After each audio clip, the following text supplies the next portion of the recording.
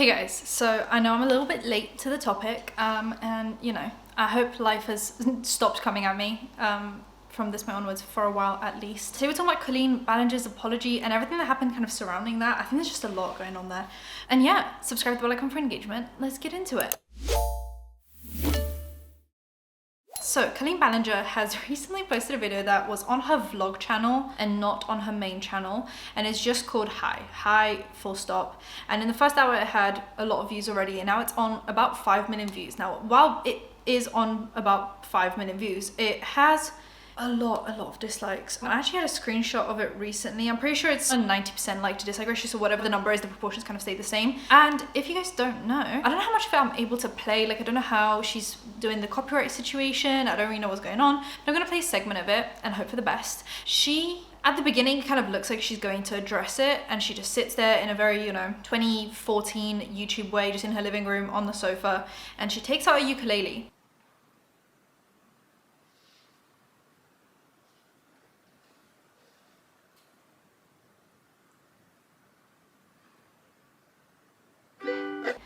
And then proceeds to sing about a toxic gossip train. It's actually kind of stuck in my head. All aboard the toxic gossip train. A toxic gossip train, how everyone gets manipulated, how regardless of, what your intentions are, you're always just going to be manipulated. She mentions she has taken accountability that she was never grooming people, she was just being slightly weird with her fans and slightly cringe, but she wasn't being like weird predatory, which I would have to disagree with. Many years ago, I used to message my fans, but not in a creepy way like a lot of you are trying to suggest. It was more of a loser kind of way, where I was just trying to be besties with everybody. And a lot of stuff along that line of like kind of taking accountability but not really. It's always kind of like almost there but not quite. She's kind of towing the line but not really. And there's just always, it's like almost but not quite. And she sings the whole thing. And then just when she takes a break, she continues with the toxic gossip train. You got a one-way ticket to manipulation station. Constantly referring to people accusing her of these things as manipulators. Everyone's manipulating her. Everyone is manipulating the facts, the feelings, the whole thing. It's honestly the worst apology video I've seen. Is it even an apology video? Let's just start with that. Why do we brand it as an apology video when she literally hasn't said sorry? I don't think the word apology or sorry has been uttered during that song. I actually have the lyrics of the song that I'm gonna go through with you guys in a minute. Someone actually transcribed the whole thing, so that was amazing. But it's not an apology video, but I guess it's on the same realm of addressing drama that ends up being kind of an apology video. And this is definitely the worst one. I mean, the contenders were Laura Lee with the crying, kind of, with the tear that just magically appears. And then we also had, I don't know how many people remembered this, because I feel like it kind of slipped under the radar for a bit, but the Sienna May contemporary dancing after allegedly essaying someone. So this kind of is on par with that. I don't know which one's worse, but I think there's something about just doing a dance that is like less abrasive, because she's not saying anything. So she's not saying you guys are wrong, I'm right, or vice versa. With the Colleen Ballinger song, she wrote a song. She sat down and wrote a song in which she's saying that people are just toxic, gossiping manipulators for holding her accountable for being a weirdo. Let's go on the toxic gossip train. The locomotive's fueled with hateful accusations. Anyway, so with the lyrics, she says, "Hey, it's been a while since you saw my face. I haven't been doing so great, so I took a little break. A lot of people are saying some things about me that aren't quite true. It doesn't matter if it's true though, just as long as it's entertaining to you, right? You guys having fun. All aboard the toxic gossip train. Chatted down the tracks of misinformation, the toxic gossip train. You got a one-way ticket to manipulation station, toxic gossip train. Tie me to the tracks and harass me for my past because rumors look like facts." So once again, saying that these are all rumors, there's nothing factual about this, even though we saw screenshots of her text messages and screenshots of different group chats that she was in. So like, I'm not really sure which part of it is rumors. If you really wanted to, you could say, oh, these people are over dramatizing the situation. They weren't really hurt. They weren't traumatized. Yeah, you can do all of that if you want to. But you can objectively look at the text messages and say, those are weird texts to send from an adult to a child. And that's it. That's really what you can leave it. You don't even have to like Adam. You don't have to like anyone else that's spoken out against it. You don't have to agree that they went through a traumatic experience. I think it makes you a kind of shitty person, but you don't have to. What you have to acknowledge though is the facts and the evidence and the proof being shown to your face. And that's what you have to acknowledge as like, this is a fact. right? So, you know. Then we have, if you don't mind the gap, that won't survive in the crash, but hey, at least you're having fun. Hi everyone. I've been wanting to come online and talk to you about a few things, even though my team has strongly advised me to not say what I want to say. Maybe you should have listened to your team. I was actually, this whole time I was wondering, like, is there a PR team? Are there lawyers involved? Is she going to be suing people? Is she going to respond? I didn't expect this. And actually her team clearly is more intelligent than her to be like, hey, this isn't actually going to work. I'm going to be honest with you. This is going to make things worse. And she was like, no guys, I've already got the song prepared. Listen to it. Toxic Gossip Train. How cool is that? It's so catchy. The thing is, I actually heard someone say this, and I'm not going to claim that it's my personal idea and concept, but I don't know who said it right now off the top of my head.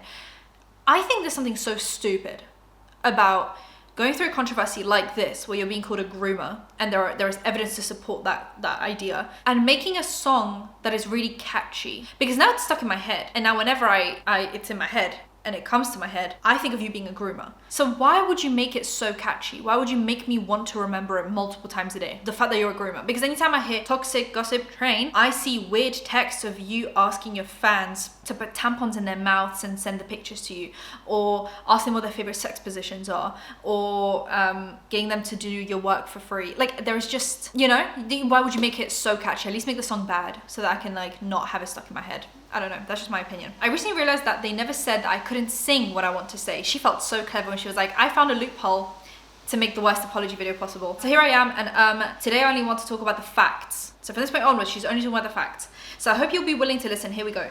Many years ago, I used to message my fans, but not in a creepy way like a lot of you are suggesting. It was more of a loser kind of way.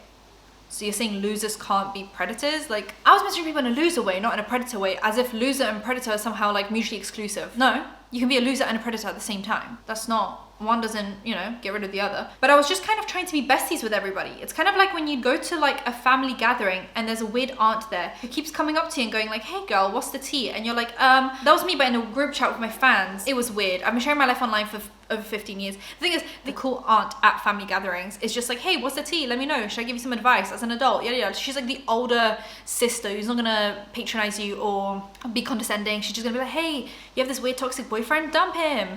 Your friends are being annoying? Find new friends. Like, she's not gonna be weird and be like, what's your favorite sex position? Unless that's happening, then that's also not right. She summarized all of her text messages that she's had in these group chats to the line,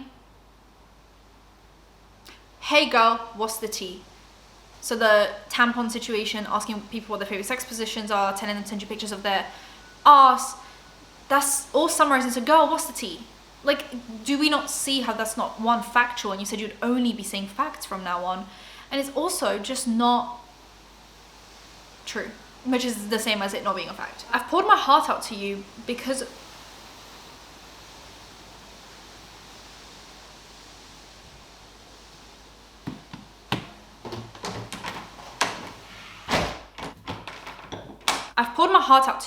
that. I feel like I'm talking to my friends, but in the beginning of my career, I didn't really understand that maybe there should be some boundaries there. There were many times in the DMs that I would overshare details of my life, which was really weird of me. I haven't done that for years, you see, because I changed my behavior and I took accountability. One, you didn't take accountability. Two, it's actually been proven that since Adam called you out the first time in 2020, you were still in group chats with minors, just different minors, doing similar stuff. So you actually didn't take accountability because your first addressing video didn't really say sorry. You kind of just put the blame on Adam. And then since then, you were actually doing the same thing. So neither of those are facts. Once again, let's get things straight here. But that's not very interesting, is it? So let's go on the toxic gossip train. The locomotive is fueled with hateful accusations. The toxic gossip train steamrolled over someone's reputation. Toxic gossip train, hop on board but close your eyes, otherwise you'll realize that the train is made of lies and that the person you despise maybe didn't deserve to die, but hey, at least you're having fun. In all seriousness, I do think it's really important to hold people accountable for their mistakes. You know, you should hope that everyone can learn from their mistakes and grow and change their behavior and be a better person. This is something that I've always tried to do when I make mistakes. It's something that I will continue to try to. Oh, what? You don't care? Okay. I thought you wanted me to take accountability, but that's not the point of the mob mentality, is it? No. The thing is like this would hit hard if you had actually tried to take accountability, but you haven't and you don't and you will not. So this whole like, I thought the whole point was to have someone grow and change and say sorry, but like you've done none of that. So what is this whole verse about? Anyway, your goal is to ruin the life of the person you despise while you dramatize your lies and monetize their demise. Yeah, I feel like I can already hear the comments on this video. She's gaslighting, manipulating. Ugh, she's a narcissist and a rat, and I will never make a mistake like that. Oh, I'm sorry, I didn't realize that all of you are perfect, so please criticize me. I mean, I think a lot of us are not perfect. You know, we've all made mistakes, but being a groomer is just not one of those mistakes for me. Like, I feel like there are some mistakes that I will make, have made, am making. Being a groomer is not one of them. Like, that's just not on my agenda. Sorry, my bad. So please criticize me, bring out the daggers made for your perfect past, and stab me repeatedly in my bony little back. And this is really interesting because she refers to herself as bony and little, and it was actually very interesting because Adam did accuse her of encouraging his eating disorder term or even creating it, because she would only ever compliment parts of him that looked slim enough. So that's very interesting that she would put that in there. I'm sure you're disappointed in my shitty little song. I know you want me to say that I was 100% in the wrong. Well, I'm sorry, I'm not going to take that route. Admitting to lies and rumors that you made up for clout. I guess it was supposed to be route so that it rhymes. Hey everybody, I've found someone new to harass. She did some things that I do not like in her past. Everybody gather around because we're about to attack, but not based on facts. Oh no, your loaded lethal weapon is your fingers on the keys. You don't need any armor when you can hide behind a screen. So shoot me down quick with a click and a bam. The reputation's deceased. I also want to take a minute to talk about that girl, Miranda Sings. You know, the one. Yeah, her. She's PG-13. It says that on my website and it's always been that way. And that's why you don't find my videos on the YouTube Kids app anyway. That's actually a lie. Multiple of the videos were on the Kids app. So kids below the age of 13 had easy access to your videos and you can just uncheck. Like for my videos, think will never be on the kids page because I always take that these videos are not made for kids. I take that myself, so if YouTube does some boogie woogie and puts them on there, that's a separate issue that I'll need to address. But whenever I post my video, there's a checkbox that checks, is this content made for kids, yes or no? And I always click that it's not made for children because my content is not made for children. I'm not Elsa, I'm not Disney, I am not made for children. So this is actually a lie because her videos were on the kids app, on the YouTube Kids app.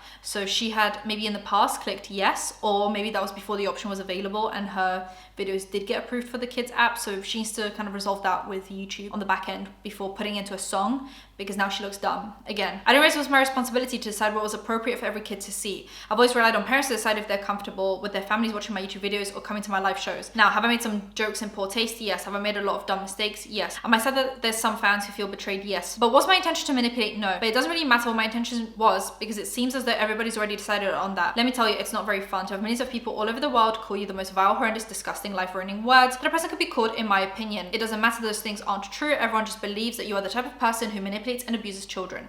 And then she does like a long silence and nods as if she's gonna like stop talking, and then she goes back into a song. So I just wanted to say that the only thing I've ever groomed is my 2 Persian cats. So she addresses the grooming allegation right there. I'm not a groomer, I'm just a loser who didn't understand I shouldn't respond to fans, and I'm not a predator even though a lot of you think so, because 5 years ago I made a fart joke, even longer silence and lip bite. Once again, it's downplaying every single conversation that we have seen, every interaction, every live performance into one line. First it was, hey girl, what's the tea? And now it's just one fart joke. One fart joke. So it's this technique, this method of trying to downplay years of inappropriate conversations, inappropriate videos, inappropriate jokes, inappropriate live performances, down to one fart joke, so that if you haven't seen all the evidence and you just watch this video as a Colleen Ballinger fan, you're gonna go, oh, it was just a fart joke? What's everyone making a big deal about? Because it's difficult to now go through all the evidence and all the proof because it's just all out there. So it's easy to, once again, manipulate. It's funny that we're talking about manipulating and gaslighting. It's so easy for her to sit here and manipulate her fans into just being like, it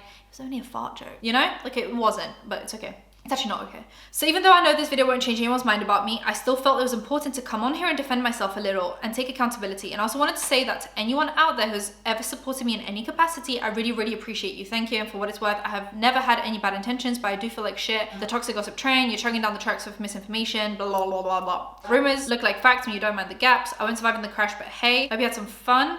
Then once again, adjust the camera. So once again, we're thinking like, is she gonna stop talking? No.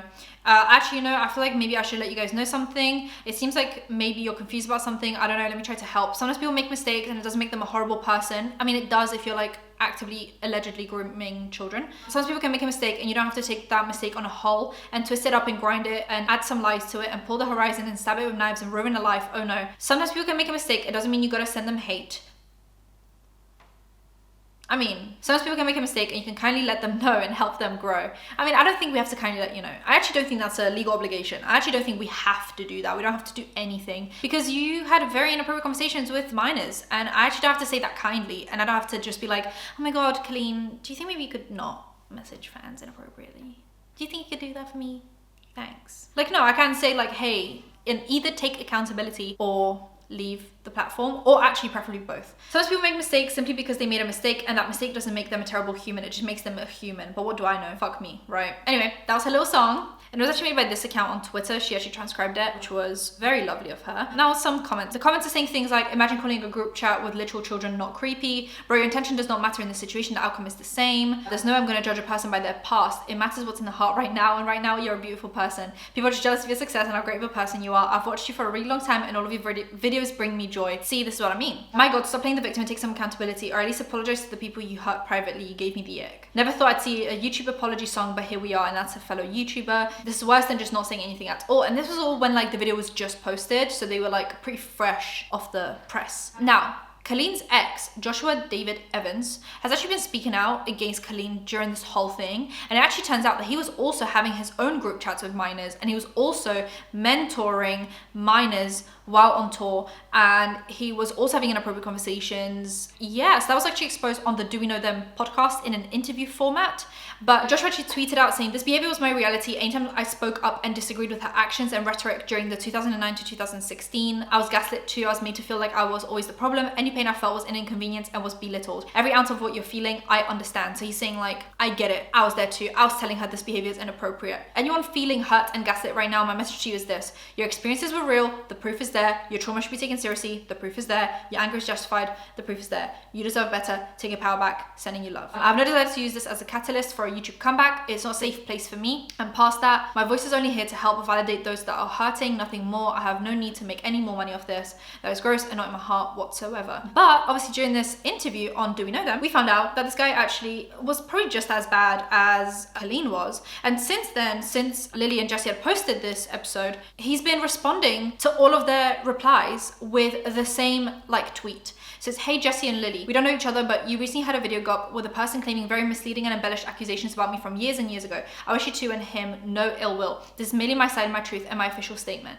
And he's essentially saying all of what Joshua said was a lie, and if you guys don't take these claims down, I will have no choice but to get lawyers involved. And he does a little, I'm broke as it is, but I'm willing to fight for my sanity and truth. Someone also posted that she is deleting comments. So 3 hours apart, about 3,000 comments were deleted off the video. So I'm wondering if that's either YouTube's review system on its own, or if Colleen has marked some words as like for review, and so they're just being sorted through, or if she is actively going through and like deleting and blocking people. And that is kind of it for this saga. I hope she's done. Like, I don't particularly think there's anything to come back to at this point. Like, without a proper apology as well, this is not it. And I don't know who, obviously not her team told her to do something completely different, and she should have done something completely different, but I just don't know what there is to come back to from this. I'd be so humiliated. Anyway, let me know what you guys think. Subscribe to the bell icon for engagement, and I'll see you in my next one. Bye guys.